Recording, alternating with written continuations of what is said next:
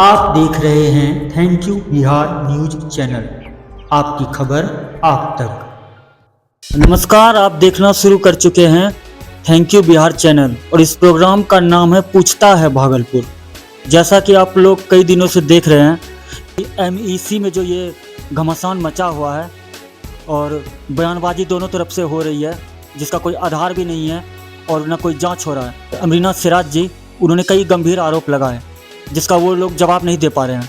अभी हम फिर से उनके पास हैं और इनसे फिर से जानकारी के लिए अब आए हुए हैं कि ये जो मौजूदा जो अभी जो ये स्थिति पहुंची है इस लड़ाई की, ये कहां तक पहुंची है और इन पर जो आरोप लगा रहे हैं उनकी क्या सच्चाई है। तो अमरीना सिराज जी, आपका स्वागत है हमारे चैनल पर फिर से।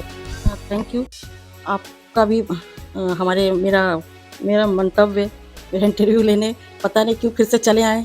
मैं तो बोलना नहीं चाह रही हूँ सच्चाई के लिए। क्या सच बोलूँ? सच बोलने के लिए कुछ है क्या है? सच बोल करके फायदा ही क्या होगा?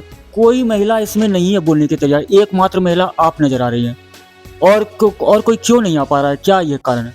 देखिए, महिला जो है, मुस्लिम समाज की महिलाएं जो हैं वो अभी भी बहुत पीछे हैं। यानी हद से ज्यादा पुरुष प्रधान हो गया ये मुस्लिम कम्युनिटी। हाँ, हद से ज़्यादा पुरुष प्रधान मुस्लिम कम्युनिटी है और अभी थोड़ा सा बच्चियां लोग और हमारे समाज की महिलाएं पढ़ाई लिखाई में थोड़ा आगे आ रही हैं और नौकरी वोकरी भी कर रही हैं, शिक्षिका हैं, लेकिन वो तो अपने घर दोहरी जिंदगी जी रही है ना। लेकिन ये पर्याप्त नहीं है, पूरी तरह से खोल के नहीं आ नहीं, घरेलू जिम्मेदारियां भी है, घर में सभी को देखना है, बच्चे और फिर नौकरी भी कर रही हैं और फिर ये तीसरा ये सब एजुकेशन है, ये सब चीज़ बातों में, इस सब मामलों में लोग लफड़े में पढ़ना नहीं चाहती। सच्चाई तो मेरी एक महिला जान रही है। आज से लेकर हम 20-25 साल से हम उर्दू गर्ल्स स्कूल में हैं, तो मेरी ही स्टूडेंट इतनी सारी है कि हम गिन न सकेंगे। हम तो जहाँ भी जाते हैं वहाँ मेरी स्टूडेंट मिलती है और हमको बोलती है, मैडम हमारे अफसोस है कि आप प्रिंसिपल नहीं बनी, बहुत अफसोस है कि आप पर इतना गंभीर आरोप लग रहा है, आप चुप क्यों? तो बहुत आपकी हिम्मत की दाग देनी होगी जहाँ पे कोई नहीं बोल रहा है इस मैटर पे, लेकिन आप सामने आए हैं। तो जब सामने आए हैं तो आपको क्या चुनौतियाँ यहाँ पे झेलनी पड़ रही है? हाँ, बहुत सारी चुनौतियाँ। मुझे इधर उधर से धमकी भी आ रही है। लोग बोल रहे हैं कि आप जितना बोल रही हैं तो आपका भी काला चिट्ठा खुलेगा, आपने इतना घोटाला किया है, आपका भी चीज़ सामने आएगा। और इसी सब को देखते हुए हमारे कमेटी के जो जिम्मेदार मेंबर लोग जो हैं मेरे ऊपर आरोप लगा रहे हैं, टीवी में आके बोल रहे हैं कि हमने मतलब कि ट्यूशन फ़ी में घोटाला किया है, ट्यूशन फ़ी का गबन किया है, इतना बड़ा आरोप लगा रहे हैं। लेकिन कैसे लगा रहे हैं, हमको बहुत मेरा दिल दुखा ये बात सुन करके और बहुत अफ़सोस लगा कि इन्होंने जांच कमेटी का हवाला दिया है और उसमें 3 मेंबर का नाम लिया कि उन्होंने मेरी जांच करी। उसमें 3 मेंबर का नाम, एक शमीमुद्दीन, एक फुरकान अली और एक शायद उबैदुल्ला अंसारी का नाम लिया है। ये तीनों ने जांच कमेटी जांच किया। जांच कब किया, किस दिन किया, हमें कुछ नहीं पता। मेरे खिलाफ कुछ बच्चियाँ भी जाके शिकायत करी कि रसीद काटती हैं, कुछ पैसा लेती हैं जाके। तो उन बच्चियों को भी मेरे सामने आपको नहीं लगता है कि कहीं ना कहीं उन बच्चों को सिखाया गया होगा, इस्तेमाल हो रहा होगा? हाँ बिल्कुल, क्योंकि जिस दिन ये शिकायत हुआ था उस दिन उनको तुरंत बुला करके बोला जाता। हमने भी कई बच्चियों से बात किया है कि आपके अमरीना सिराज के बारे में मैंने बात किया है तो हमको तो पॉजिटिव मिला है। जो स्टूडेंट वहाँ पढ़ते हैं उन्होंने कहा कि वो बहुत अच्छी है, जागरूक है, ये है वो है, लेकिन फिर भी ये लोग आपको हल्के में लेके मतलब दबाने की कोशिश कर रहे हैं। तो हमारे दर्शक जो हमारे चैनल के हैं वो ये जानना चाहते हैं कि अभी जो आप लड़ाई लड़ रही हैं, क्या इसका आपने जो ये इसका आरंभ किया है, क्या आप अंजाम तक साथ रहेंगे अपने बात पे? हाँ, हम तो अपनी बात पे तो अंजाम तक कायम रहेंगे ही और हम कोशिश करेंगे कि भाई जितने भी बैड एलिमेंट्स जो स्कूल में घुस गए हैं उन लोगों का सफाया हो और नए सिरे से वहाँ नए लोग आएँ, नई सोच वाले लोग आएँ, तरक्की पसंद लोग आएँ। और वहाँ सबसे बड़ी बात है कि किसी तरह की कोई बात नहीं अगर वहाँ महिलाएँ हों। महिलाएँ वोटर बनना चाहिए, महिलाओं का स्कूल है, महिलाओं को वहाँ जगह मिलनी चाहिए, महिला सशक्तिकरण की बात हो रही है। अभी तो कोई गंगा अभियान चला था यहाँ, गंगा सफाई कोई अभियान, कोई टीम आई थी, हमको सही से एग्जैक्ट नाम नहीं याद आ रहा। उसका मोटो ही था नारी सशक्तिकरण और पर्यावरण बचाओ या सुधार, गंगा मुक्ति आंदोलन का जो मोटो ही था। तो देखिएगा पेपर में लिखा कि उसमें नारी सशक्तिकरण, मतलब हमारी सरकार इतनी जागरूक हो गई है नारी के को आगे बढ़ाने के लिए। लेकिन फिर भी ये कम्युनिटी 20 साल पीछे चल रही है, वही ढैया, वही परंपरा, क्योंकि परंपरा जो है वो भगवान या अल्लाह ने नहीं बनाया, ये इंसानों का बनाया हुआ है। फिर भी ये लोग 30 से 40-50 साल पीछे चल रहे हैं। तो ऐसे में कैसे ये कम्युनिटी अपने आप को विकसित करेगी? ये तो गंभीर मामला है। हाँ, ये तो सब ऊपर वाले के हाथ में है। अब देखिए, पानी, बहते पानी को कोई रोक नहीं सकता है। बहता पानी तो अपना रास्ता खोजेगा ही, ढूंढेगा ही, लेकिन एक दिन तो सामने आएगा, ये तो सामने आएगा ही। ये तो इन लोग कितना रोकेंगे आधी आबादी को? मुस्लिम की जो आबादी है उसमें भी तो आधी आबादी है, मुसलमान महिलाओं की भी तो आधी आबादी है। तो ये मुस्लिम की अपनी आधी आबादी को ये कब तक रोकेंगे, कब तक इनको दबाएंगे, कब तक इन पर इल्ज़ाम लगाएंगे, तरह तरह का इल्ज़ाम लगाएंगे, कब तक? इनको तो दूसरी जगहों से भी सीखना चाहिए ना कि और सब कंट्री जो है इतना तरक्की कर रहा है, वहाँ की महिलाएं इतनी तरक्की कर रही हैं, हमारे समाज की महिलाएं क्यों नहीं तरक्की कर रही हैं? हमारे समाज में आए दिन सुनने में आता है कि कम उम्र की बच्चियों की शादी हो जाती है, 14 साल 15 साल की लड़की, वो बच्चियाँ स्कूल जाती है, लेकिन स्कूल में हम जानते हैं कि कितनी लड़की का ड्रॉप आउट होता है स्कूल से, और कितनी लड़की का जो शादी होता है दहेज के चलते वो मारी जाती हैं, उनके शौहर उनका जान ले लेते हैं। देखिएगा ना कितना केस होगा कि दहेज प्रताड़ना में लड़कियां अपना घर छोड़ के, तलाक के कितना मामला आता है, डॉरी केस कितना मामला आता है। ये सब जो इतनी बुराइयां जो समाज में जो बढ़ रही हैं, तो इसको कौन रोकेगा? हम महिला को भी तो आगे आना चाहिए। हम महिला अगर जाएंगे उस स्कूल में तो मेरे सामने खुल करके बच्ची अपना प्रॉब्लम बोल सकती हैं, क्योंकि उस स्कूल में भी +2 की बच्चियां तो मैच्योर्ड हैं, है ना? उनकी उम्र तो 17-18 साल की हो ही गई है, तो वो तो उनको तो हम कन्विंस कर सकते हैं, उनको तो हम हिम्मत जुटा सकते हैं कि तुम अपने पैर पे पहले खड़े हो। वो तो अपोज कर सकती हैं वक्त से पहले शादी का वो लोग विरोध भी नहीं कर सकती हैं, क्योंकि शिक्षा का मेन जो चीज है जागरूकता। शिक्षा के कारण ही बदलाव आएगा, लेकिन ये शिक्षा ही वहाँ तक नहीं पहुँच पा रही है। जो मुस्लिम कम्युनिटी में हो रहा है वो होने दिया जा रहा है, हाँ। या यूँ कहे कि और सपोर्ट दे रहा है। देखिए, बात दरअसल है कि हम रोज़ आए दिन हमसे 1-2 महिलाएं ऐसे मिलती, तो उस वक्त तो आप रहते नहीं जो कि हम उन लोग का भी इंटरव्यू दिलवाएं। आए दिन ऐसी महिलाओं से हमसे मुलाकात होती है जो कि बहुत तरह का शिकायत करती है, बोलती है कि हमको स्कूल में तो कोई फैसिलिटी नहीं मिली, इतना फीस हम दिए और हमको साइकिल का भी पैसा नहीं मिला, पोशाक का भी पैसा नहीं मिला। हम पूछते कि तुम क्यों नहीं एग्ज़ाम दी, क्यों नहीं तुम फिर गई स्कूल? तो बोले क्या करेंगे स्कूल जाके, मेरे पास उतना पैसा नहीं है कि हम उतना किताब कॉपी खरीद सकें। सरकार जो पैसा देती है हम लोग को मिलता नहीं है, पता नहीं क्यों नहीं हमको मिलता, हम इसका कारण नहीं जानते, और हम भी कारण नहीं जानते कि आखिर उन लोगों को जो कितनी सारी बच्चियाँ जो शिकायत करके ले आती है, मेरे से शिकायत करती है, मेरे पास तो पावर है नहीं, और ना मेरे पास कोई ऐसा जरिया कि हम पता कर सके कि भाई इन लोग को, बच्चे को पैसा क्यों नहीं मिलता है, साइकिल पोशाक या कुछ का भी मिलता है, 50% को मिलता है, या हम समझते हैं कि 90% को भी मिल जाता होगा, लेकिन 10% को तो नहीं मिलता। तो ये है कि भाई उन लोग अटेंडेंस की कमी होगी, 75% अटेंडेंस नहीं मिला उनको, नहीं पूरा होगा, इसलिए उनको पैसा नहीं मिला। ये सब क्या हो करके टरका दिया जाता है। लेकिन बहुत सारी ऐसी बच्चियाँ जो बोलती हैं नहीं मैडम हम तो रोज़ स्कूल जाते हैं, मेरा 75% है, मेरा रजिस्टर देखा जाए, हम एक दिन भी नागा नहीं किए हैं स्कूल, फिर हमको क्यों नहीं पैसा मिला? लेकिन इसका जवाब तो मेरे पास है ही नहीं, क्योंकि हम तो कहीं इन लोग के मैनेजमेंट में तो है नहीं जो हम इस हकीकत को जानेंगे, इस सच्चाई को जानेंगे और हम कुछ बोलेंगे। हम भी मन महसूस करके दुखी मन से हम भी चुपचाप हो जाते हैं, हम भी कुछ नहीं बोल पाते। क्या बोलेंगे बच्चों को? हम कहते हैं। आपसे हम ये पूछना चाहेंगे, काफ़ी अनुभवी है आप, इसको कई 35-40 वर्षों से आप जो है आपके नज़र इससे पड़ी हुई है। ये जो महाभारत छिड़ा हुआ है, 2 गुट बने हुए हैं, तो ईमानदारी से बताइए कि आप हमें ये जानना चाहते हैं कि किसका पलड़ा भारी नज़र आ रहा है? ये सब लोग जानना चाहते हैं। अरे पलड़ा किसी का भारी नहीं, पलड़ा किसका भारी होगा? लोग मजे ले रहे हैं, सब लोग मजा ले रहे हैं, सब एक हैं। पलड़ा किसी का भारी नहीं, सब पलड़ा बराबर है। सब मिल करके और अच्छे से इलेक्शन करवाएं, महिला वोटर बनाएं, महिला की भी भागीदारी इसमें दें। और हमारी अपील है सभी हमारे समाज के जो भी इंटेलेक्चुअल हैं, जो भी बुद्धिजीवी हैं, वो सामने आएं। और आपको लगता है कि वो कॉम्प्रोमाइज करेंगे, साथ आएंगे? एक महाभारत की कहानी है, ये 5 गांवों की मांग की थी कौरवों ने, ये पांडवों ने कौरवों से, लेकिन उसको भी देने से मना कर दिया, जिसके बाद जो है ना ये युद्ध छिड़ गया। तो उसी प्रकार से ये युद्ध आरंभ हो चुका है। आपको लगता है कि ये युद्ध बंद होगा या सीधा निर्णायक मोड़ पर पहुंच जाएगी? वो तो वक्त ही बताएगा कि ये युद्ध जो प्रारंभ हुआ, जो महिलाओं का डिमांड जो हुआ है, तो वो ये कहाँ तक सक्सेस होगा, कहाँ तक जाएगा, ये लोग कहाँ तक बात मानेंगे, वो तो समय बताएगा। नया वोटर बनाने के लिए तो हम लोग जोर दे रहे हैं, हम लोग तो बार बार इस मुद्दा आपके माध्यम से उठा रहे कि महिला वोटर बनाइए। बाकी महिला वोटर बनेगा, सारा मामला सही हो जाएगा, स्कूल में पारदर्शिता आएगा।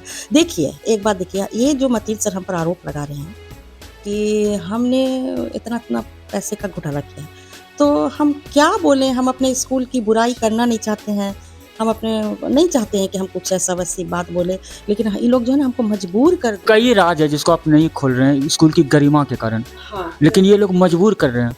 हाँ, बिल्कुल मजबूर कर रहे हैं कि देखिए हम जिस क्लास के हम क्लास टीचर थे, शायद हम 10th E और F के थे।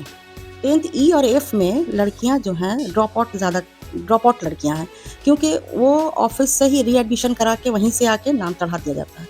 तो ऑफिस से जब रीएडमिशन हो गया, प्रिंसिपल के साइन से रीएडमिशन हो गया, वो बच्चियां जब मेरे सेक्शन में आई तो वो तो हमको फीस तो दी नहीं, जो आई हम उसका फीस लिए।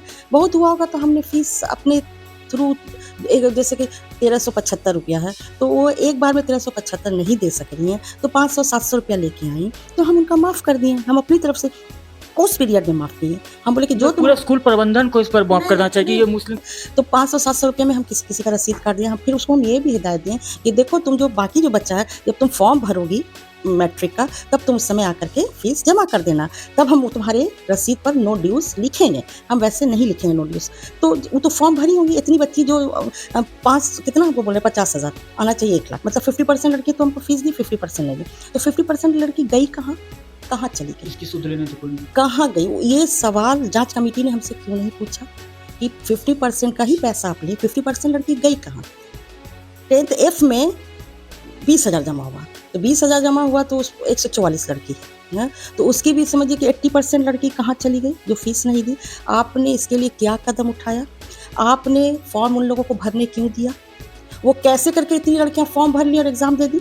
उनको तो मेरे पास आना चाहिए था, वहाँ तो नो ड्यूज़ कर सारे लोग तो नो ड्यूज़ देख करके ही फॉर्म भरते हैं। वो तो लड़की वहाँ गई ही नहीं ना, उसने हमें नहीं लगता कि उसने फॉर्म भरा होगा। ये सारी लड़की पता नहीं कैसे करके ये लोग, हमको तो जो रजिस्टर ऑफिस से मिला, आप अटेंडेंस बनाई, हमने अटेंडेंस बनाया। और सबसे बड़ी बात क्या है, हम लोग को ये भी प्रेशराइज किया जाता है कि 75% अटेंडेंस होना चाहिए, लेकिन मेरे स्कूल में बच्चियों के बैठने के लिए 2,000-2,500 बच्चियों के बैठने का जगह नहीं है, न बेंच सही से न डेस्क सही से है। तो बच्चियां जो जैसे आज जो बच्चियां हैं, एक क्लास में बैठने की कैपेसिटी बहुत ठसम ठस करके 70-80 बच्चा बैठेगा, लेकिन वहाँ 144 288 लड़की कैसे बैठेगी उसमें? तो होता क्या है कि जो लड़की आ जाए 40-50 लड़की आई, दूसरे दिन जब हम गए अटेंडेंस लें तो 40-50 लड़की में जो पहले दिन आई थी, जैसे कि मान लिया कि 10 तारीख को कोई लड़की आई 40-50 लड़की, फिर हम 11 तारीख को अटेंडेंस लें, तो 11 तारीख को जब हम अटेंडेंस लें तो 40-50 लड़की में 40 लड़की नहीं आई, और जो 10 तारीख को जो 10 लड़की आई थी वही 10 लड़की 11 तारीख को प्रेजेंट है। अब बाकी नई 40-50 लड़की आकर के बैठी हुई। हम जब बताना शुरू किए कि देखो कल हम ये सब्जेक्ट पढ़ाए, ये टॉपिक पढ़ाए, तुम लोगों ने ये होमवर्क दिया, तुम लोगों ने किया? तो बोली कि मैडम हम तो कल आए ही नहीं, हम नहीं आए, तुम नहीं आए। उसमें तो 2-4 10 होती, कल मैडम हम ही आए थे। हम खड़ी हो कितनी आई थी? 5 खड़ी होती, 10 खड़ी होती, मतलब सारा एब्सेंट हुआ। हम लोग को प्रेशराइज किया गया कि जो लड़की नहीं आती सबका अटेंडेंस बनाइए, क्योंकि सबको साइकिल पोशाक चाहिए। अगर हम कभी नहीं बनाया तो हमको आके ऑफिस में हमको इसकी फटकार डांट भी लगी। एक बार हम ऐसे ही 9th F या 10th F के हम क्लास टीचर थे, तो हमने पूरी लड़की एब्सेंट रहती थी, उसमें 4, 5, 10 लड़की आती थी, तो हम सारा रजिस्टर में हमने लाल निशान लगा दिया, नहीं एब्सेंट कर दिया। हमको सेक्रेटरी साहब ने बुला करके हिदायत दी कि आप सबका अटेंडेंस बनाइए, जोर दे करके। हम उस वक्त मजबूर थे, इन लोग की बात तो यही जो अभी है प्रेसिडेंट इब्रार हुसैन बिला, यही हमको ऑफिस में आकर के बोले कि सबका अटेंडेंस बनाइए, और इस तरह से सारे टीचर को ही प्रेशराइज करते कि आप बच्ची का अटेंडेंस नहीं काटिए, आप सबका बनाइए। तो दिखाना ना भाई कि 75% दिखाना, और फंड तो 75% के आधार पर ही ना स्कूल में पैसा आता, सब पोशाक और इस सब कर का बांटने के लिए। तो ये सब ये लोग जो करते हैं, तो बनवाते हैं, तो अजीब स्थिति। भाई हमको तो कुछ हिसाब किताब कुछ समझ में ही नहीं आता था, तो हम तो स्टाफ रूम में ये सब सवाल भी करते थे, हम लोग आपस में टीचर लोग हंसी मजाक भी करते थे, भाई तुम्हारे इसमें इतनी आया, मेरे इसमें तो आई ही नहीं। हम बोलते थे कि देखो ना मेरे यहाँ इतनी लड़की 144 लड़की है, 40 से 50 लड़की प्रेजेंट होती है, 50-60 लड़की एब्सेंट होती है, इसका हम क्या करें? तो बोलते कि सब ऐसे ही बोले, दूर जो करना कीजिए ना, क्या किया जाएगा इसका? कोई उपाय ही नहीं। हम भी बना दिए, सब अटेंडेंस बना दिए सबका। अब अटेंडेंस बनाए तो अब तो अटेंडेंस समझ ही गए कि मेरे कहने का क्या मतलब। तो वो लड़की तो है ही ना स्कूल में, या तो उसकी शादी हो गई हुई, या कुछ हो गया होगा, या ड्रॉप आउट हो गई, या ऐसी लड़कियों का मैंने इसमें नाम चढ़ा दिया जो कि उन बच्चियों का और भी किसी रजिस्टर में नाम होगा पहले से। हमको तो इस सब का इंक्वायरी तो हमने किया नहीं ना, हम जाना, लेकिन हमें अब लगता है कि यही सब वजह रहा होगा जो कि इतनी लड़कियां मेरे स्कूल में क्यों नहीं है। और ऐसा आज भी होता है, आज भी रजिस्टर, आज भले ही 1-2 साल में नहीं हो रहा, लेकिन ऐसा कई सालों से होता चला रहा है मेरे सामने से। और सिर्फ मेरे साथ तो ऐसा नहीं हुआ, ये तो हमको टारगेट करके हमको फंसाएं। ऐसा तो और भी टीचरों के साथ हुआ है। तो खुद इनकी जो अब क्या हम दोष नहीं देना चाहते हैं किसी का, और भी सब हुआ। हमको तो लगता है कि ये मामला तो जीनत के जो अभी प्रेजेंट में जो प्रिंसिपल है, उनके नज़र से भी ये सब चीज़ गुजरा है। तो चुपचाप है, वो भी शांति बनाई हुई है। वो ये नहीं सोच रही है कि जब इतना हमको फंसाएंगे, इतना मेरे बारे में गलत बयानबाजी करेंगी, तो क्या हम चुपचाप बैठ जाए? हम चुपचाप बैठ जाते हैं। हम एक बार तो मन कर रहा था कि हम सरेंडर कर जाए, दूर छोड़ो इन लोग के लफड़े में कौन पड़े। लेकिन कभी हमको एहसास होता है कि हर कोई चुप हो जाएगा, तो इस इस जिम्मेदारी को कौन उठाए? आखिर समाज में जो इतनी बुराई बढ़ती जा रही है, इतना गलत चीज़ जो हो रहा है, उसको कौन रोकेगा? किधर से रुकेगा? कभी कभी मेरे मन में, चूंकि हमने बहुत बच्चियों को लेकर बाहर गए हैं और बहुत ये स्कूलों का हमने दौरा किया, आपको यकीन है, जब हम जो है ना ये क्या कहते हैं बैडमिंटन में, जब हम अपने स्कूल के बच्चों को लेकर के कश्मीर गए थे, जम्मू कश्मीर गए थे, तो वहाँ माइनॉरिटी स्कूल का हमने दौरा किया। इतना अच्छा एडमिनिस्ट्रेशन है, इतना अच्छा। उस ज़माने वहाँ जो है ना स्कूल डे मनाया जा रहा था, वहाँ की मुस्लिम बच्चियाँ लोग इतना ये क्या कहता है, जो म्यूजिक का जो होता है ना, कल्चरल प्रोग्राम्स सब कर रही थी, संस्कृति प्रोग्राम, जो कल्चरल प्रोग्राम कर रही थी, स्पोर्ट्स कर रही थी, और हम बैठ कर हम देखना शुरू किया और मेरे आँख से मतलब एक तरह से आंसू ही निकला कि काश हमको भी अगर ऐसा मौका मिलता तो हम अपने स्कूल में भी इस तरह का प्रोग्राम करवाते, इस तरह से करते, कितना अच्छा लग रहा। हम फिर कलकत्ता भी गए, कलकत्ता के में भी हम बहुत सारे स्कूल। कलकत्ता से एक बात याद है, यहाँ मैं आपको रोकना चाहूंगा थोड़ा सा। कलकत्ता की जहाँ से तक बात हुई, कुछ लोग फर्जी आईडी बना के या भगवान जाने क्या है आप पर आरोप लगा रहे हैं कि आपने जो है कोलकाता जाके जॉब पे नाम पर लड़कियों को बेच दिया है। उसको जो बोलना बोलो ना भाई, हम तो सुनने को तैयार है। जब हम मैदान में जंग लड़ने आ गए तो हमको तो पटखनी देने के लिए तो एक से हम लोग भी एक्टिव है, जनता व्यक्ति, तो कहाँ किसी ने अभी ऐसा आरोप कोई सुनाया ही नहीं। ये तो हल्का ही आरोप है हमने किसी लड़की को बेच दिया, और जो लड़की मेरे साथ गई सब मेरे साथ है, बुला देगा। एक नहीं बोले कि सारी लड़कियों को ले जाके जॉब के नाम पर बेच दिया, इतना बड़ा मामला सामने नहीं आया। और उसी को पता है, सिद्रा खान नामक जो है एक महिला है, क्या उसी को यह पता है? सिद्रा तो मेरी बेटी का नाम है, सिद्रा खान। उसकी शादी हुए भी 3-4 साल हो गया, वो तो फेक आईडी बना करके दिए। हम कभी इस तरह का कोई प्रोग्राम लेके किसी बच्चियों को लेके गए ही नहीं जॉब उब दिलाने के लिए। हम तो जब भी कभी गए तो स्कूल की तरफ से गए, डीएम की तरफ से गए, डीओ की तरफ से गए। हम कभी इस तरह से किसी बच्चियों को लेकर के कभी कलकत्ता वलकत्ता गए ही नहीं। अब कौन क्या, अब तो बोलेगा ही ना हमको बदनाम करने। अरे संगीन मामला, तो जो आरोप लगा रहा है उस सामने आए ना भाई। फिर बोल रहे हैं कि ये महिला औरत कैसी है, इसकी जांच करें। हाँ, और आप हर तरफ से बोले कि ये महिला ऐसी है कि उनके समाज, उनके मोहल्ले के लोग जानते हैं कि किस तरह का वो घटिया औरत है। इसके बारे में क्या कहें? हाँ, तो मेरा समाज के एक आदमी को देख लीजिए, मेरे समाज में कैसे कैसे यहाँ जितने भी मेरे समाज के मेरे जो हैं, मेरे अंकल लोग हैं, मेरे चचा लोग, सब जज हैं, सब IPS ऑफिसर है, सब डॉक्टर है, सब गैजेटेड ऑफिसर है। एक भी प्यून चपरासी में यहाँ कोई नहीं पोस्टेड रहा है। मेरे दादा, मेरे परदादा दोनों DM रैंक पे रहे अंग्रेज़ के ज़माने में। उनको तो ये भी मिला, क्या कहा जाता, खान बहादुर की टाइटल भी मिली। उन्होंने 1945 में वो अपना जो टाइटल था वो लौटा दिया अंग्रेज़ भारत छोड़ो के खिलाफ में। उन्होंने अपना जो उनको मिला था टाइटल खान बहादुर का, ये है, और उसका पूरा पेपर मेरे पास है। उनके वो जो मिला है, उनको मेडल मिला है खान बहादुर का, वो भी मेरे पास। मेरे परदादा भी DM रहे, मेरे दादा भी DM रहे, मेरे फादर भी गैजेटेड ऑफिसर रहे। मुकामा वहाँ पर भारत वैगन इंजीनियरिंग कंपनी थी, वहाँ रहे। और हम लोगों की, हमारे घर में 300 साल पुराना शिक्षा। मेरे यहाँ की औरतें 1934 में मैट्रिक पास सब करी हैं। बग्घी आती थी मेरे मैदान में, बच्चे लोग अंग्रेज टीचर लोग रहते थे। ये लोग कहाँ हैं? हमको सोच रहे हैं कि इग्गी दुग्गी इंसान, इन पर आरोप लगाओ, जितना लगाना लगाओ। ये आपको नहीं लगता बदनाम करने के लिए आपको जो अंधेरे में तीर चलाया जा रहा है, लग जाए तो लग जाए, नहीं तो हाँ, अंधेरे में, सही आप बोल रहे हैं, अंधेरे में तीर चला रहे हैं, तो अंधेरे में तीर चला रहे हैं तो चलाने दीजिए, कितना चलाएंगे, हमको तो नहीं लगेगा। टारगेट है नहीं, लक्ष्य है नहीं, तो तीर जाएगा। तीर कहाँ जाए, तीर जाए, तीर हो सकता है तीर उलट करके उन्हीं को तीर लग होता कि हवा में तीर अपने आप पर ले लेना। हाँ, वही लेना। और देखिए ना, हमको तो ये समझ में नहीं आता है कि जब शिक्षा के मामले में जब सरकार हमको कह रही है कि हम एकदम मतलब मुफ्त शिक्षा दे रहे हैं, तो फिर मेरे स्कूल में 1375 फीस क्यों लिया जाता है? अगर एक तरह से सोचिए, 1375 रुपया लिया जाता है फीस, तो कम से कम 2000 से तो ज़्यादा ही लड़की है, लेकिन हम मान के चलते हैं 2000। जब 2000 लड़की अगर फीस दे रही है तो लगभग एक साल में कितना फीस जमा होगा? 30 लाख लगभग, 30-35 लाख लगभग, मतलब फीस जमा हुआ। 10 साल में सोचिए कितना फीस जमा हुआ? 3 करोड़ लगभग। कम भी हो सकता है, ज़्यादा भी हो सकता है। हम तो अभी पेन कॉपी लेके बैठे नहीं कि जो कि हम हिसाब करेंगे कितना एग्जैक्ट हुआ। और आप हिसाब भी क्या कीजिएगा, आपको तो बहुत चीज़ें अंदर का पता भी नहीं होगा, क्योंकि वो लोग अंदर से कहाँ से फंड आ रहा है, कहाँ जा रहा है, ये तो किसी को पता नहीं। हाँ, ये किसी को पता नहीं। अच्छा, एडमिशन में अलग ही लोग फीस लेते हैं, 500, 600, 700, 800 लेते हैं। +2 में अलग बच्ची है, वहाँ एडमिशन में भी फीस होगा 700-800 लोग लेते हैं, बढ़ा करके 200-250 रुपया बढ़ा के लेते हैं। फॉर्म जो भराता है, जो सरकारी रेट होता है, उसमें भी 100-150 रुपये बढ़ा करके लेते हैं। क्या PCT से ज़्यादा स्टूडेंट को रखा गया, ये क्या मतलब समझ में नहीं आ रहा। प्रैक्टिकल का एग्जाम होता है तो बच्चों से 300-400 रुपया प्रैक्टिकल के नाम पर बस। आप तो सुने कि और भी बढ़ा दिया गया, 500 तक पहुँच चुका है। 500 रुपया। अब इस बार देखिएगा कि कैसे रुपया, इस बार हो सकता है कि जब इतना मामला सामने आया तो लोग शांत से अपने इस घर में दुबक जाएं, ऐसा भी हो सकता है, नहीं लेंगे। लेकिन पिछले साल तो हमको भी बहुत सारी लड़कियाँ आके बोली 400-500 रुपया लिया जाता है प्रैक्टिकल के नाम पर। अच्छा, ये जो इतना पैसा लिया जाता है, इतना फंड जाता है, अब हमको ये ऑडिट क्यों नहीं करना चाहिए? ये जनता मांग रही है हिसाब, हम पूछता है भागलपुर, ये ऑडिट क्यों नहीं रहा, इसका हिसाब क्यों नहीं दे रहे? क्या ये अपना वो बाप का जागीर समझ के रखा है इन्होंने? अब पता नहीं, हो सकता है लिखवाएंगे कहीं से, रजिस्ट्री करवाएंगे, हमको तो नहीं पता।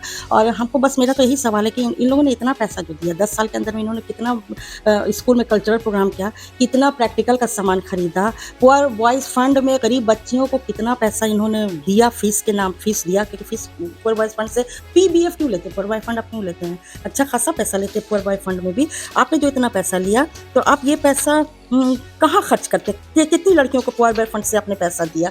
फिर आपने फर्नीचर का पैसा लेते हैं, तो फर्नीचर के पैसे के लिए आपने क्या किया? एक बच्ची से आप फर्नीचर का पैसा लेते हैं 40 रुपया, प्रोग्रेस रिपोर्ट का पैसा लेते हैं 40 रुपया, आप एमईसी का लेते हैं 25 रुपया, आप साइंस का लेते हैं 48 रुपया साल में, मेंटेनेंस लेते हैं 360 रुपया, हाँ पंखे का लेते हैं 156 रुपया एक लड़की से साल में, फर्नीचर का लेते हैं 216 रुपया है साल में एक लड़की से, एग्जामिनेशन फीस लेते हैं 200 रुपया, स्काउट का लेते हैं 10 रुपया, मिसलेनियस लेते हैं 120 रुपया, डेवलपमेंट फंड लेते हैं 200 रुपया, इस तरह से करके 1375 रुपया होता है।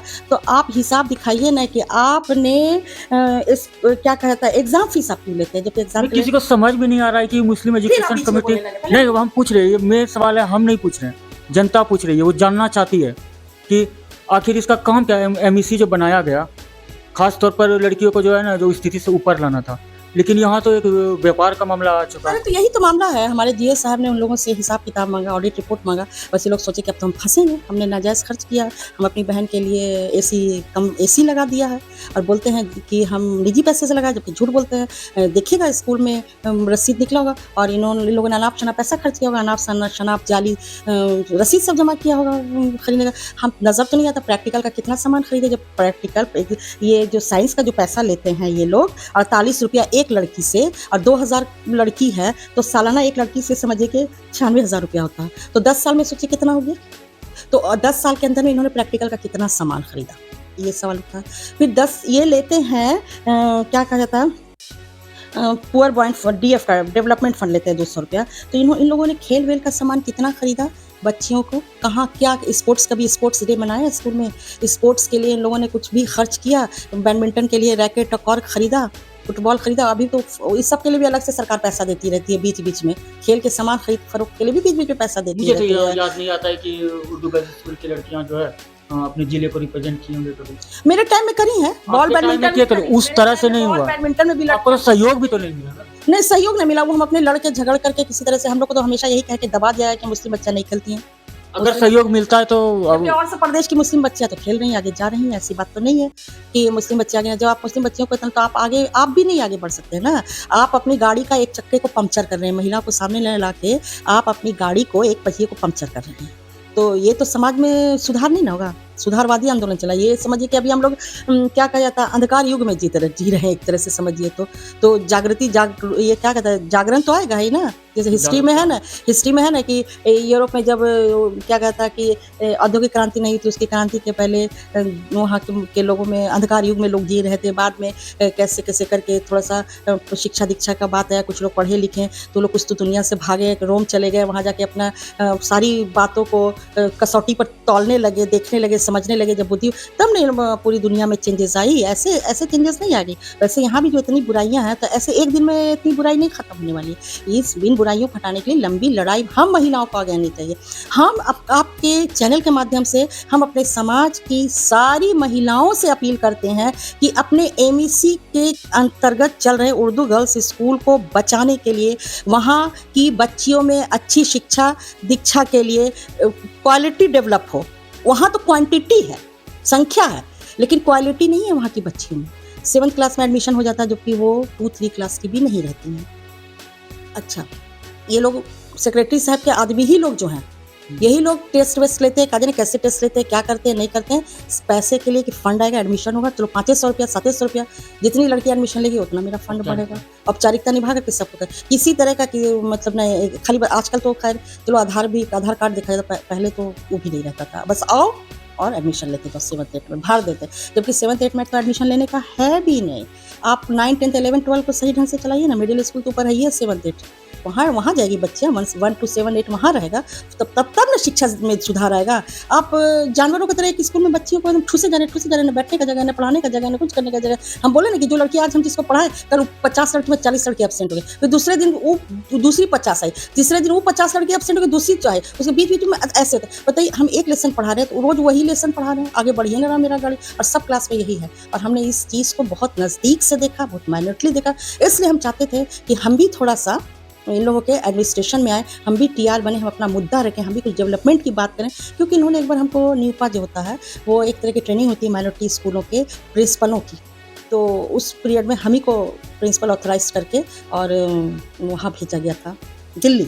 हम वहाँ 10 दिन रहते हैं और प्रिंसिपलशिप का हमने 10 दिन तक ट्रेनिंग भी किया और हमको बहुत सारा चीज़ वहाँ जा के दिखाया, बहुत सारे स्कूल का हमको भ्रमण कराया गया, हमको बताया गया कि आप ऐसे कीजिए मैडम, ऐसे कीजिए। और वहाँ जो है बहुत सारे हिंदुस्तान के सभी स्टेट के लोग आए थे, मेरा फ़ोटो भी है उसमें। नजमा हेपतुल्ला नाम की वहाँ की वाइस ये थी, वाइस चेयर क्या कहा जाता, वो जो पोस्ट होता है एजुकेशन में, वीसी थी, वाइस चांसलर थी। वो हम लोग के साथ बैठ के चाय नाश्ता खाती थी। 1 हफ्ता तक तीनों टाइम हम लोग के साथ मुस्तैदी से खड़ी रहीं। और वहाँ केरल से लेके कश्मीर से लेके कन्याकुमारी तक की टीचर थी, मुस्लिम टीचर, उसमें हिंदू नहीं थे, सिर्फ मुस्लिम माइनॉरिटी के ही टीचर का इतना बड़ा। सरकार तो बहुत कुछ करती है लेकिन लोग करने नहीं ना देते हैं, काम करने ही नहीं देते हैं। काम करने वाले को धक्का मुक्का दे करके भगा मतलब कर देते। मेरे ऊपर तो समझिए कि मेरे ऊपर तो चढ़ करके वो अपना पोस्ट लिया प्रिंसिपल का, हमको धक्के देना नहीं कहेंगे, धक्का दे के गिरा दिया। मेरे ऊपर ये इल्ज़ाम लगा दी कि आपने गबन किया। गबन किसको कहते हैं? इतना आसान बात है कि गबन, हम स्कूल से पैसा का अपने बैग में रख करके 50 लड़की का घर लेके चले आए।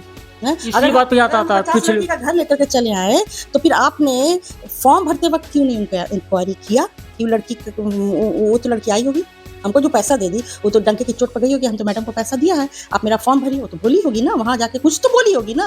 तो उस पीरियड में उस लड़की को मेरे सामने खड़ा करती जिसने मेरा शिकायत, उस टाइम में मेरे से हमको शो कॉस पूछती कि देखिए मैडम रजिस्टर में 20,000 क्यों आया है, मैडम इस रजिस्टर में 85,000 क्यों आया। ये बाद में हमको बोलते हैं कि इनको माफ़ कर दिया गया, इसलिए कि इनको 2-3 साल रिटायरमेंट के लिए बचा था, इसलिए इनको हम लोगों ने माफ़ कर दिया। और देखिए कैसा मतलब चित भी मेरी पट भी मेरी। अब इसको क्या कहिएगा, उर्दू स्कूल में क्या कहिएगा, पुरुषों का बोलबाला नहीं कहिएगा तो और क्या कहिएगा। नहीं यही बात होना, चित दिखा के वो लोग पट मार रहा है। हाँ, चित भी मेरी पट भी मेरी, चित दिखा करके हमको तो इस स्कूल में नहीं है। और क्षमा बानो के पीछे भी एकदम हाथ धो के पड़ गए, बीएलओ से एकदम दिमाग मेरा खराब हो गया। वो 30 तारीख को सस्पेंड करते हैं जबकि 30 तारीख को स्कूल बंद है। आपको नहीं लगता है कि क्षमा बानो के साथ उनके मानसिकता के साथ खिलवाड़ किया जा रहा है? बिल्कुल ऐसा वैसा मानसिकता। लड़कियां पूछती हैं कि मैडम आप क्यों नहीं हमको पढ़ा रही, बेचारी के पास जवाब नहीं है देने के लिए कि मैं क्यों नहीं पढ़ाई। कैसे बोलेगी कि हम सस्पेंड हमको कर दिया गया जबरदस्ती का। अब बीएलओ, अरे ये बीएलओ कोई मुद्दा है जो इन लोगों ने इतना बड़ा इशू किया। अब बीएलओ के नाम पर इसको कहेंगे तुम माफी मांगो कि हमने गलती किया। ये बोली कि हम क्या गलती किया, आप लिख करके दीजिए। तो क्या गलत बोली, लिख करके क्यों नहीं देगी, क्यों नहीं देगी? उसका आरोप जो हुआ है शो कॉज पूछो, उसमें क्लियर लिखेगी ना कि तुम्हारे साथ ये गलती हुआ। अब बाद में आरोप लगा रही है तुम स्कूल में अराजकता फैला रही हो, तुम स्कूल में लड़कियों को भड़का रही हो, तरह तरह का इल्जाम लगा, वो भी वर्बली लगा। तुम लिख करके दो ना। ये तो जबरदस्ती होने, उससे लिखवा, अगर वो लिख के माफीनामा पेश कर देती है तो इसका मतलब यहाँ तो यही साबित हो जाएगा कि गलती क्या होगा, इसलिए माफी मांगा। हमको इतना इन लोगों ने मानसिक प्रताड़ना दिया कि मजबूर होकर के लिखें कि हम अब ये पोस्ट नहीं चाहते, क्योंकि एक सेकंड के लिए हमको लग गया था कि अगर हमको ये पोस्ट मिल भी जाता, प्रिंसिपल बन भी जाता, तो ये किसी न किसी तरह से हमको ऊपर किसी न कोई आरोप लगा करके हमको सस्पेंड करा देंगे। इसी चीज को मुद्दा बनाकर वो लोग जो आप पर जो है ना अटैक कर रहे हैं, वार कर रहे हैं। हाँ, उन्होंने खुद उसमें लिख के दिया था कि आज के बाद से हम प्रिंसिपल पोस्ट के लिए दावेदारी नहीं करेंगे। हाँ, हम तो लिख के दिया था क्योंकि इतना मानसिक प्रताड़ित मैं हुई। झूठ का कैसा लेटर सब लिख रहे हैं, बोल रहे हैं क्या कि आप बहुत तरह का आरोप सिद्ध हो गया तो आपको इसीलिए फलानी चीज में आपने जिक्र किया था धमकी भरा पत्र। हाँ, हम तो उसको धमकी भरा पत्र ही समझ रहे हैं, लेकिन वो कह रहे हैं क्या कि ये जांच रिपोर्ट है। हमको तो समझ में नहीं आ रहा कि जांच रिपोर्ट है कि हमको क्या है नहीं है। हमको साफ साफ उसमें लिखा हुआ कुछ भी चीज़ समझ में नहीं आया। मतलब हम इतना उस वक्त मानसिक तनाव में थे कि हमको कुछ समझ में नहीं आ रहा था कि हम क्या करें। इतना हम मानसिक तनाव में थे कि हम अपने हस्बैंड से भी नहीं पूछें कि देखिए ये लोगों ने ऐसा किया है तो हम ऐसा करें। हमने ऐसा कर दिया और आके बोलें कि देखिए हमसे लोगों ने ऐसा कर दिया, हम पर बहुत बिगड़े, बहुत गुस्सा है कि तुम तब तो तुम इसके मतलब कि तुम दुश्वार हो, तुमने ऐसा गलती किया होगा, तुमने लिख करके क्यों दिया, अब तो मेरा हाथ पैर काट दिया। फारूक साहब भी गुस्सा है हमसे, हम फारूक साहब से आंख मिलाने के काबिल नहीं रहे, इस्लाम सर से आंख मिलाने के काबिल नहीं रहे। हमको इतना शर्मिंदा इन लोग के सामने नहीं रहा, आज तक हम इन लोग के सामने नहीं मिले। हमको कई पार्टी फंक्शन में ये लोग मिले, हमसे मेरी खैरियत पूछे, लेकिन मेरी आंख रुआसी हो जाती थी ना, मेरे आंख से आंसू गिरने लगता था। लेकिन हम अपने आंख के आंसू को छुपा लेते थे कि यहाँ पे तो गलती मेरी है ना, कि हम कैसे लिख करके दे दिया अपना हाथ पैर काट के लिए। आज वो बहुत फख्र से और बहुत शान से कहते हैं कि अपनी ने खुद लिख करके दिया, इतने शान। आपकी मजबूरी का फायदा उठा जा रहा है। हाँ, बिल्कुल फायदा उठा रहा है। और ऐसा है ना, मेरे साथ वो अब शामा बानो के साथ हो रहा है और हम तो बार बार कह रहे कि ऐसा होता ही रहेगा अगर इस तरह के लोग कमेटी में रहेंगे तो। और देखिए ना, ये जो बेला साहब जो हैं रहबर, ये भी तो सस्पेंडेड हैं, इनको भी तो हटा दिया गया है। तो एक्स रहबर हुसैन से याद आया, आपने पिछले जो इंटरव्यू में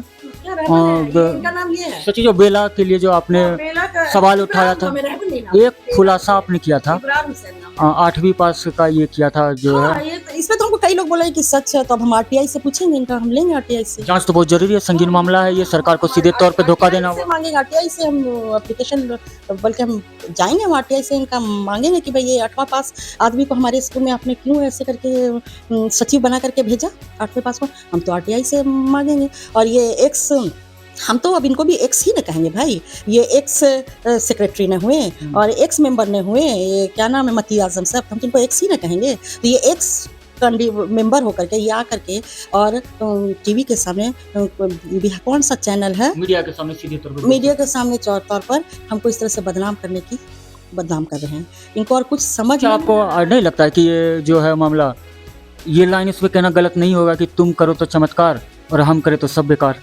हाँ बिल्कुल, यही चीज़ है ही है।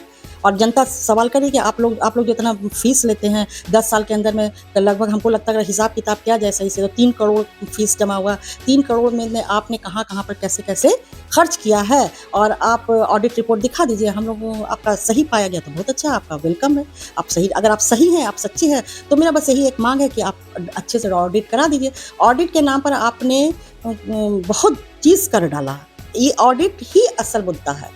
हमको जैसा कि लगता है, देखिए हमको कोई बोला नहीं, लेकिन हमको अब धीरे धीरे हमको भी बहुत सारी बातें समझ में आई। ऐसे तो हम रिटायर करके हम शांत हो गए थे, चुप हो गए थे, हमने छोड़ो ये सब, लेकिन ये क्षमा का जब मामला आया तब हम चौकन्ने हुए और हमको गुस्सा आया, हमको अफसोस लगा कि देखो मेरे साथ हुआ तो मेरे, चलो अब हमको क्या, हम तो अपनी रिटायर ही कर जाते, हमने सब्र कर लिया। लेकिन अभी उसका लंबा कैरियर है उस लड़की का, कितनी मेहनत से पढ़ी होगी, मैथ्स में मुस्लिम महिला में, मैथ में मुस्लिम महिला का मिलना मुश्किल है, किस तरह से पढ़ के किस तरह से उसने नौकरी पाया हुआ, कितना जद्दोजहद कर, और 1 मिनट में आप कलम से उसको सस्पेंड कर देते हैं, वो भी बीएलओ के नाम से। आप तो बैठा करके उससे बोल सकते थे बीएलओ के बारे में, बीएलओ करके पूरे भागलपुर में एक तो हंगामा खड़ा करके रख चुके हैं आप लोग को पता नहीं लोग कौन मिट्टी के बने हुए, इन लोगों को जरा सा शर्म भी नहीं है, इतना बेहया लोग हैं। ये सब देखते हुए एक शेर याद आ रहा है, बोलिए, रात इंदौरी साहब का एक शेर याद आ रहा है। बोलिए, बिल्कुल बोलिए, हम एकदम रिलैक्स हैं और हम तो भाई रुकेंगे नहीं। हम शेर ये है कि ये सब धुआं है, कोई आसमान थोड़ी है, ये सब धुआं है, कोई आसमान थोड़ी है,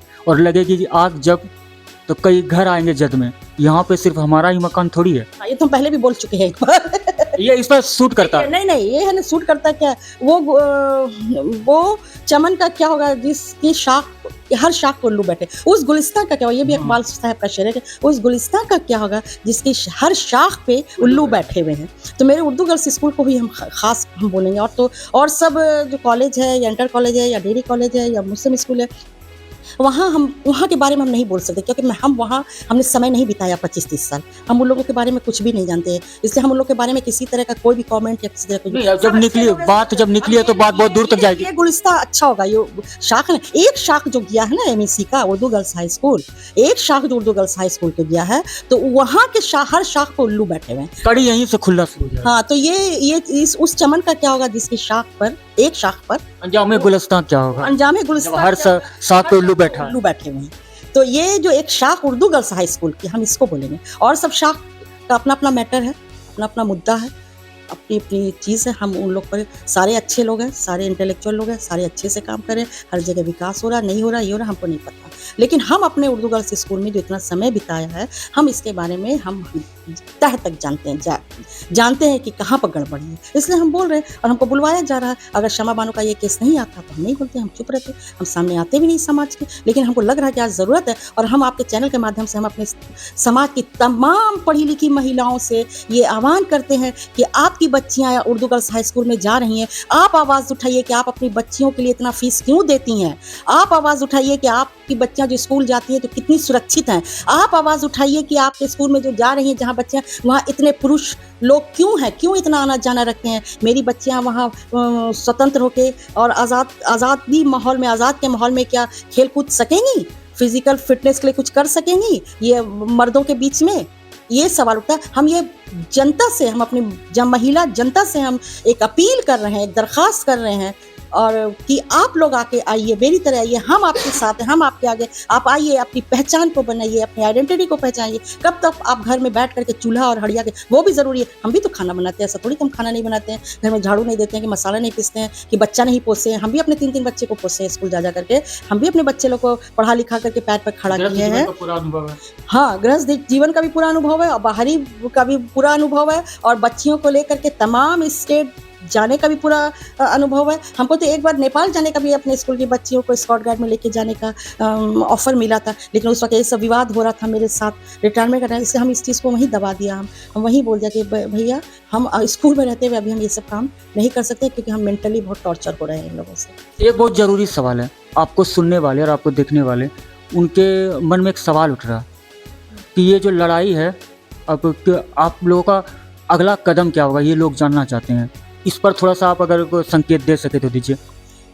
संकेत क्या देंगे, अब हम लोग तो यही सोच रहे हैं कि हम अब तो अपील किए हम सारी महिलाओं से कि आएँ, अगर ये लोग महिला वोटर नहीं बनाते हैं, महिला लोग को नहीं स्थान देते हैं कमेटी में और मेंबर नहीं बनाते हैं, सदर सेक्रेटरी नहीं बनाते हैं, तो हम लोग धरना प्रदर्शन करेंगे, अपनी बात को आगे बढ़ाएँगे, अपनी संज्ञान को लेकर के जाएँगे, पहले यहाँ जाएँगे, एजुकेशन विभाग में जाएँगे, डीएम, डीडीसी के पास जाएँगे, नहीं ये लोग मानेंगे तो हम पटना में जनता की अदालत में नीतीश कुमार के सामने जाएँगे, हम पूरा प्रचार प्रसार करेंगे कि देखिए यहाँ भी एक ऐसी कमेटी है, जहाँ के मर्द लोग जो हैं, जो हम लोगों को आगे आने नहीं दे रहे हैं। अब तो ऐसे ही नहीं होगा, ऐसे तो आसानी से लोग देने वाले हैं, क्योंकि इन लोगों का तो इस सबसे इन लोगों का तो क्योंकि साइड से लोग पैसा कमाते हैं ना सब। अब ऐसा भी सुनने में आया कि जो भी बहाली करते हैं ये लोग, सब बहाली जो करते हैं टीचरों का, तो घर में बैठ कर के इंटरव्यू लेते हैं। यहाँ शिक्षिका लोग को, जो ज़िम्मेदार शिक्षिका हैं, जो एक्सपीरियंस शिक्षिका हैं, इंटरव्यू उन लोग के सामने होता है, खुले में होता। मेरा तो सबके सामने होता, सारी टीचर थी उस दिन मौजूद, सारे कमेटी के मेंबर थे उस दिन, सबके सामने हमसे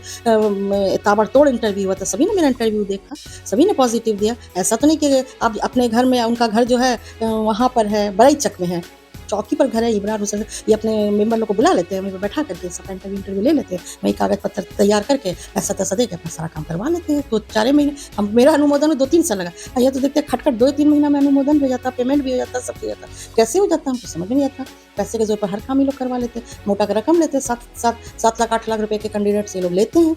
लेकिन जो कैंडिडेट जो जिसकी बहाली में, वो थोड़ी बोलेगा, उसको अपने, अब तो उसको नौकरी मिली है, अब अपनी नौकरी जाने का तो डर है, तो बोलेगा नहीं कि हाँ हमने पैसा दिया है। लेकिन खुलेआम पैसा, ऐसे एक लड़का था जिसका नाम था अरशद, वो इस पार से आता था, बेचारा इतना रोता था, उसके बाप ने उसका खेत बेच करके उसको पैसा दिया कि उससे पैसा ही लोग ले लिया और नौकरी भी नहीं दी और पैसा भी वापस नहीं किए। वो रो धो करके, पता नहीं, अगर अरशद भाई आप मेरी आवाज़ सुन रहे हैं तो आप हमसे कॉन्टैक्ट कीजिए और सामने आइए और सामने आकर के अपनी बातों को रखिए, आप डरिए मत। उसी तरह एक निशा भी थी, उसका भी पैसा तैसा लेके लिए, उसको भी बरगला के 2-4 साल रखे, उसके बाद में उसका तो भाई था शायद अच्छा, बैंक में था, तो ज़ोर ज़बरदस्ती करके उससे तो पैसा वापस ले लिया इन लोगों ने। निशा को नौकरी भी नहीं दिया, वो भी चली गई छोड़ करके। इसी तरह से अभी तो हम शुरू में तो बहुत देखते थे, 2 लड़की भी आती थी, 2 बहन थी, पल्लवी थी और एक और क्या नाम था, मेरे ज़हन से उतर रहा। इन दोनों बहनों से भी इब्रार हुसैन साहब ने और इन लोग के जो हैं आगे पीछे के लोग, इन लोगों ने इससे भी पैसा वैसा लिया है और अभी तक तो नौकरी का हम ठिकाना ही नहीं देख रहे कि फिर देखते बीच में एकाएक आना उन लोग का बंद हो गया। हमको 1-2 बार मिली तो हमको थोड़ा बहुत बोली भी, कभी इशारतन बोली, खुल के तो नहीं बोली, लेकिन बॉडी लैंग्वेज से तो हम पकड़ ही लिए कि ये भी अच्छा मोटा रकम दे करके रखी हुई है। और लेकिन उसका भी कहाँ, उसको भी आजकल नहीं देखते, वो भी लापता हो गई, या फिर चुपचाप से किसी तरह से उसका कर उठ स्कूल एक दिन भेज देंगे। घर में ही इंटरव्यू लेते हैं, घर में ही सारा सिलेक्शन करते हैं, घर में ही एक्सपर्ट को बुलाते हैं, सब चीज़ घरे में करते हैं। न टीआर का पता। अब बोलते हैं कितने ढीठ की तरह कि टीआर बनना नहीं चाहती, कैसे बनेगी आप लोग के टीआर, जो कि आप इतने बेईमानी है, उसको टीआर से जबरदस्ती उस पर हर चीज़ पर दस्तखत कठपुतली बना दिया जाएगा, कठपुतली बना दीजिएगा, तो खुल के तो टीआर बनने से क्या फायदा है? मतलब ही नहीं बनता। टीआर बड़े आसानी से बोल देते, टीआर में आप पारदर्शिता कहाँ रखते हैं? जो टीआर बनेगी, टीआर का नाम बदल कर तो उसको गुलामी कहा जाए। हाँ, तो टीआर कौन बनेगी, कौन हिम्मत करेगी? आपने किसी को हौसला दिया कि नहीं तुम टीआर बनो, तुम्हारी बात को मानी जाएगी, तुम सही रहोगी, सही बात कहोगे तो तुम्हारी बात में, ऐसा इन लोगों ने कहा। बस साफ आकर के टीवी चैनल पे एकाएक बोल देते कोई टीआर नहीं बनना चाहती है। बाप रे, हम तो टीआर बनना चाहते हैं, काहे हमको टीआर नहीं बनने दिया, काहे वोटिंग करवा दिया, काहे सबको धमका करके मेरे खिलाफ वोटिंग करवा दिया। टीआर बनना नहीं चाह रहे हैं ये बात नहीं है, टीआर बनाना नहीं चाह रहे हैं ये आप लोग। हाँ, अब तो टीआर खुद ही बनाना चाह रहे हैं। अच्छा, मेरे रिटायरमेंट के बाद मेरे टाइम में से ही टीआर क्यों नहीं बनी? जब तक लास्ट जीनत परवीन बनी टीआर, उसके बाद वाइस प्रिंसिपल भी बनी, टीआर भी बनी, प्रिंसिपल भी बन गई। और हम जो इतना है स्कूल में, इतने पुराने और जिम्मेदार टीचर और इतने सिंसियर टीचर, जो स्कूल को हमने अपना घर समझा, स्कूल के आंगन को हमने अपना आंगन समझा, स्कूल के बच्चियों का हमने छोटा छोटा पौधा समझा, हमने समझा कि कल ये बच्चे हमारे समाज में नाम रोशन करेंगे। शिक्षा का मंदिर होता है स्कूल, शिक्षा का मंदिर होता है, उन्होंने मंदिर को तहस नहस करके रख दिया है। और अब हमसे क्या नहीं, ज़्यादा हमसे बुलवाइए। देखिए, हम बात तो बहुत है बात बोलने के लिए, जो कि अब हम बोलना नहीं चाहते। ज़्यादा नहीं बोलेंगे, इससे तो ये भी कहना गलत नहीं होगा कि मुश्किल है सबको खुश रखना, मुश्किल है सबको खुश रखना, चिराग जलाते ही अंधेरे रुक जाते हैं। सही आप कह रहे हैं, बहुत अच्छा। देखिए, सबसे बड़ी तो जाकर कभी प्रैक्टिकल रूम की हालत देखें, आप जाके इसके लाइब्रेरी की हालत देखिए, कितनी बच्चियाँ लाइब्रेरी जाकर के किताब कंप्यूटर शिक्षा का बारे में आप बताएं थोड़ा। कंप्यूटर में भी पता नहीं, कंप्यूटर में कहाँ होता है। एक आपको टीचर को सुना है कि कोई जेंट्स टीचर की कंप्यूटर की बहाली हुई है, वो भी बेला साहब के कोई रिश्तेदारें हैं। सब रिश्तेदार, जितना रिश्तेदार इनका दूर का भी रिश्तेदार है ना, उससे भी उसको भी घुसाते जा रहे। जहाँ तक वो है ना, वो घुसाते ही रहे। चाहे एक के फैमिली, एक के खानदान का आदमी कॉलेज या स्कूल में कोई रहेगा और कहीं का ना रहेगा, उन्हीं का एक तो हक है। वो का खरीद लिए है स्कूल को, क्या समझ करके कि स्कूल को इस तरह से बर्बाद करने पर लगे हुए। ये जनता पूछ रही है, जनता पूछता है, भागलपुर पूछता है, भागलपुर की जनता पूछ रही है। जहाँ भागलपुर की जनता पूछ रही है कि इतना आरोप, ये शुरुआत है, ये कहानी और भी बाकी है, कई आरोप है। अब तो बहुत सारी बातें हमको याद नहीं है, अब इतना वक्त भी गुजर गया, क्या किया, अब तो रिटायर हो गए हैं, तो हम तो शांति से जीना चाहते हैं। लेकिन जब हम देखते हैं औरतों पर जुल्म इतना होता है, औरतों की, अरे यहाँ से इधर से जाती रहती लड़कियाँ, हम पूछते हैं क्या तुम्हारा क्लास हुआ था, कितना क्लास हुआ, तो हाँ मैडम आई थी, चुप करा के चली गई, ऐसे करके चली गई। देखा नहीं जा रहा है, हाँ, अंदर तक आपको घायल कर, हाँ अंदर तक हमको घायल कर दिया। स्कूल का जो एडमिनिस्ट्रेशन है, एडमिनिस्ट्रेशन में जो बैठे हुए लोग हैं, हमको बहुत ही डिसअपॉइंट किए हैं, बहुत ही निराश किए हैं। इन लोगों का काम बहुत ही निराशाजनक है, ऐसा नहीं होना चाहिए थे। और ये बनते हैं सफ़ेद पोश, ये लोग सफ़ेद पोश, सफ़ेद कुर्ता पैजामा पहन करके और काली करतूतों का अंजाम देते हैं। और क्या कहें इससे ज़्यादा। देखिए अब हमसे है ना गुस्सा जब आएगा ना, तो हमसे ऐसे ऐसे ही बात निकलना शुरू होगा। किसी को एक बार गुस्सा आया था, तो एक इनके जीएस, जो नए जीएस बने, नया जो सदर बने, उसके एक थे, उनका नाम अभी हमको नहीं आ रहा है, उनको हम बोल देते कि वो हिल रहे हैं, जिससे कि काफी विवाद खड़ा हो गया। फारूक साहब का जो आ गया था कि गैंगस्टर और गैंगस्टर हो गया। कभी कभी गुस्से में जो दिमाग में जो चीज रहता है ना, वो फट से मुंह से निकल जाता है। सच्चाई जो आती है बाहर निकल जाता है। आखिर लोग कितना बारे में जो बोल रहे हैं उसके बारे में बोलेंगे। अब देखिए हमारे स्कूल में जो ये लोग गैंग बना, एक ग्रुप बना करके जो शमा बानो को जो इस तरह से इतने प्रताड़ित कर रहे हैं, बेइज्जत कर रहे हैं, उसको कह रहे हैं तो माफीनामा लिखो, लिख करके भी नहीं दे रहे हैं, उसकी गलती भी नहीं बता रहे, गलती में बीएलओ रट रहे हैं। तो ये पूरा ग्रुप बनाए, तो इस पूरे ग्रुप को जो गलत काम कर रहे हैं, तो इस गलत काम को ही गैंगस्टर बोलते हैं। तो फारूक साहब क्या गलत बोले, हमको ये समझ में आता है। हमको ये भी लग रहा है कि शिक्षा के क्षेत्र को नहीं लगता कि चंबल का घाटी बना दिया गया। वही बिल्कुल बनाया गया, चंबल का घाटी ये समझिए। और इस कोई भी प्रोग्राम इसी सब के चलते जानते हैं 26 जनवरी 15 अगस्त को हम नहीं जाते, हमको आता है लेटर, और हम नहीं जाते। छोड़िए ना, मेरे स्कूल की जितनी भी रिटायर्ड टीचर है पहले की, जो कितना खुशगवार माहौल में अपना वक्त गुजारा, और सभी टीचरों की का याद इतना मतलब उस स्कूल से है जुड़ा हुआ, यादें हमारी भी यादें उस स्कूल से जुड़ी हुई है। देखिए मेरा बदन सिहरने लगा जब हम उस पीरियड को अपने इतना हम अपने प्राउड फील करते थे। उस स्कूल में आना जाना इतना अच्छा लगता था। हम सोचते थे कि हमको उर्दू गर्ल्स स्कूल में इतना अच्छा मंच मिला है, इतनी दबी कुचली लड़कियों को के लिए हमको काम करने का मौका मिला है, तो हम अपने जी जान लगा करके इन लोगों को के आगे बढ़ाने का काम करें। और यही दिमाग में रखते हुए हम करीब 15-20 जगह अपनी लड़कियों को हम बाहर ले गए, बाहर सबसे मिलवाएं। हम एक इसमें तो बोल ही दिए कि हम कहाँ कहाँ गए। अब सारा का सर्टिफिकेट भी मेरे पास है, सब बच्चियों का भी, सब बच्चियों को तो सर्टिफिकेट मेरे, सब बच्चियाँ ले गई। अब सब वक्त थोड़ा सा गुजर गया, सब बच्ची की शादी वादी हो गई, इधर उधर चली गई सब। फिर भी कभी कभी हम कहीं भी चले जाते, किसी मॉल में चले जाएँ, किसी हॉस्पिटल में चले जाएँ, किसी दुकान में चले जाएँ, किसी मोहल्ले में शादी विवाह में चले जाएँ, 10-12-15 लड़कियाँ जो हैं वो मेरे आके मिलती, मैडम हम आपसे पढ़े हैं और हम आपसे बहुत ही इंस्पायर्ड हुए हैं, हम बहुत देखिए आप ही के बदौलत तो हम यहाँ पर हम टीचर बने, हम प्रोफेसर बने, हम लेक्चरर बने, हम डॉक्टर बने। सब बोलते हैं हम तो थोड़ा दिन तो मुस्लिम इस कॉलेज में भी हमने पढ़ाया, वहाँ के भी बहुत सारे पुरुष जो है बच्चे जो थे वो बड़े हो गए, शादीशुदा हो गए, बाल बच्चेदार हो गए, वो भी हमको देखते हैं तो आकर के मेरे झुकते। हिंदू कम्युनिटी के भी बहुत सारे ऐसे बच्चे हैं जो कि बड़े हो गए हैं, नौकरी कर रहे हैं। कहीं भी अगर हम देख लेंगे, कहीं अगर हम बाहर में कहीं पर है, किसी दुकान में, किसी हॉस्पिटल, कहीं स्टेशन पर, कहीं पर भी मेरे झुक करके पैर छू करके हमको सलाम करते हैं और बोलते हैं, फख्र से बोलते हैं कि मैडम हमने आपसे शिक्षा लिया, हमने आपने हमको पढ़ाया, और पढ़ाई के साथ साथ आगे बढ़ने के लिए हमको मोटिवेट भी किया, हमको इंस्पायर्ड किया, और हम जो भी हैं यहाँ। लेकिन आपके बारे में सुना, आपके साथ ऐसा किया, आपके साथ तो बहुत गलत हुआ मैडम, आप चुप कैसे रह गई? हम लेकिन कैसे, मगरमच्छ सब है, मगरमच्छ से बैर कैसे करेंगी? आपके भावनाओं को समझते हुए आप जिस तरह से बोले, उसी से याद आता है कि भारत देश है, स्वतंत्रता दिवस रहे या गणतंत्र दिवस रहे, वो बुलाया जाता, आप नहीं जाते हैं। कितनी मजबूरी और कितना अंदर में आपको कैसा फील होता होगा कि ये जो ऐसी चीजों में आप नहीं जा पाते आप अपनी मजबूरी के कारण, क्योंकि वहाँ जाएंगे तो हमको ऐसा लगता है कि मुझे पहचाने का नहीं। कितना वो प्राउडफुल मोमेंट होता है कि हर देशवासी का कि हम उसमें जाएं। हाँ, लेकिन उस दिन ही हम अपने को आज़ाद नहीं समझ करके हम ये समझते हैं। फर्क भी तो नहीं पड़ता, पड़ेगा।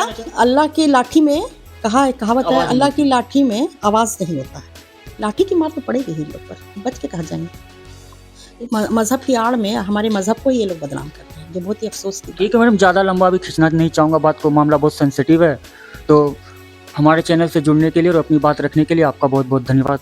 बहुत बहुत धन्यवाद। आखिर में मैं यही कहूँगी, अभी भी मैं यही कहूँगी, पूरे अपने समाज की महिलाओं से ये अपील करूँगी, जो भी लड़कियाँ मेरे से पढ़ी हैं, जो भी लड़कियाँ आज मेरे से पढ़ कर करके नौकरी कर रही हैं किसी भी क्षेत्र में, वो हमसे कांटेक्ट करें, हमसे मिलें। सबको मेरा एड्रेस पता है और इस मुहिम को हमें आगे बढ़ाने के लिए हमारा साथ दें तो अच्छा है। हो सकता है कल का हमारा समाज बदले, हमारी बच्चियाँ बढ़े जिनके साथ इतना जुल्म हो रहा, घर में जुल्म हो रहा, वो कुछ तो रुकेगा। जो जुल्म हो रहा है, शादी के नाम पर मारी जाती हैं, दहेज के नाम पर मारी जाती हैं, बहुत सा रेप भी उनके साथ आए दिन होता रहता है, जो कि वो सामने आता भी नहीं, क्योंकि गरीबी है ना। कौन इतना पैसा वकील में और कोर्ट में कचहरी में खर्च करेगा, वो लोग तो इस लायक है नहीं।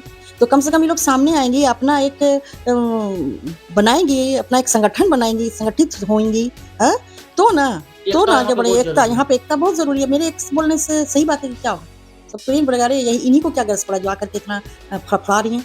तो ऐसे नहीं बोलेगा। क्रांति की शुरुआत एक से ही होती है, कारवां उसके पीछे चल पड़ता है। वो अलग बात है, क्रांति की शुरुआत तो एक से ही होती है। अब देखते हैं कि आगे हमसे, ऐसे तो हमसे फोन से बहुत सारे लोग कांटेक्ट में कर रहे हैं और हमको कांग्रेचुलेट कर रहे हैं कि मैडम आप इतनी हिम्मत से और इतनी सारी बातें को रख रहे हैं। दाग तो देनी होगी आपको मेरे, और आप इस समाज में तो आपके भी कितने दुश्मन पैदा हो जाएंगे, आप बाहर कैसे निकलेंगे। हो सकता है कि आपका कुछ, आपके साथ कुछ गलत हो जाए, अहित हो जाए, हो भी सकता है, क्योंकि हर जगह आपका नियत ठीक है, ऊपर वाला आपके साथ है, आपको सच्चाई के साथ होता है। सत्यमेव जयते, अंत में सच्चाई की जीत होनी तय है। देखिए वो तो समय बताएगा कि सच्चाई की जीत होती है, सत्य की जीत होती है। ये लोग उर्दू गर्ल्स स्कूल में तो ये सस्पेंडेड, इनको तो स्कूल में जाना नहीं चाहिए, शर्म आनी चाहिए। लेकिन सुनते हैं कि अभी भी उनकी जो बहन है जो ACL लेती है, तो छुट्टी का एप्लीकेशन वही इब्रार हुसैन को देती है, जो वो एक्स रह गए हैं, क्या कहता है, एक्स सेक्रेटरी हैं। हम तुमको एक्स ही कहेंगे ना, क्योंकि नया सदन जो बना है वो तो पहले बना। अब बड़े अच्छे से बोलते हैं भाई, इनको थोड़ा सा लगता भी नहीं कि फारूक अली ने वर्बली बोला कि इनको सस्पेंड कर दो तो हमने सस्पेंड कर दिया,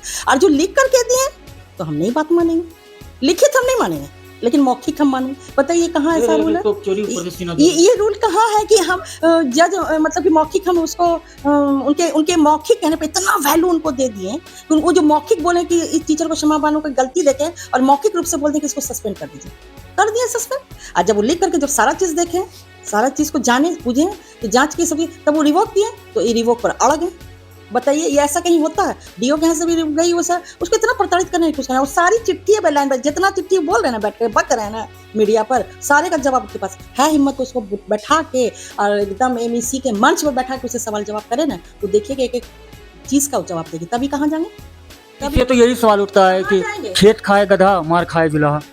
वही चीज़ है, वही चीज़ है, और क्या कहिएगा। ठीक है मनीष जी, अब आप हमसे बहुत बात उगलवा लिए, हम इतना बात बोलना नहीं चाह रहे थे, लेकिन जब हमसे कोई पूछता आगे आना को सच्चाई जो है ना, वो कितना देर तक छुपा सकते हैं। हम अपने आप को रोक भी नहीं सकते हैं, क्या करें, ये तो मेरी गलती है। हम भी स्कूल में बहुत सारा गलत चीज़ को देखते थे, तो अपने आप को रोक नहीं सकते, हम फटाक से उस चीज़ को बोल देते थे, जो कि बाद में मेरे लिए वो अहित हो जाता था। बहुत बार हम देखे हैं ना इन लोगों का करतूत, कॉपी क्वेश्चन बाहर करना, बच्चे से पैसा लेकर के एग्जामिनेशन हॉल में पैसे के बल पर इन लोगों को पास करवा देना, ये सब चीज़ हम अपने आप को, बहुत सारी आपने वाजिब जानकारी थी। अंत में यही है, आपका बहुत बहुत धन्यवाद। हम इन लोगों के टारगेट पे आ गए, और क्या, क्योंकि ईमानदार आदमी की तो जगह समाज में अभी भी नहीं। तो ये उर्दू गर्ल्स स्कूल की जो है पूर्व शिक्षिका, जो कि खुद ही प्रताड़ित रही थी, उनके साथ थे। बाकी मेरा नाम है मनीष पूनम यादव, आप देख रहे थे थैंक यू बिहार। कैमरे के पीछे हैं आशीष राज। नमस्कार, प्रणाम, धन्यवाद रहेगा। जय भागलपुर, जय बिहार रहेगा।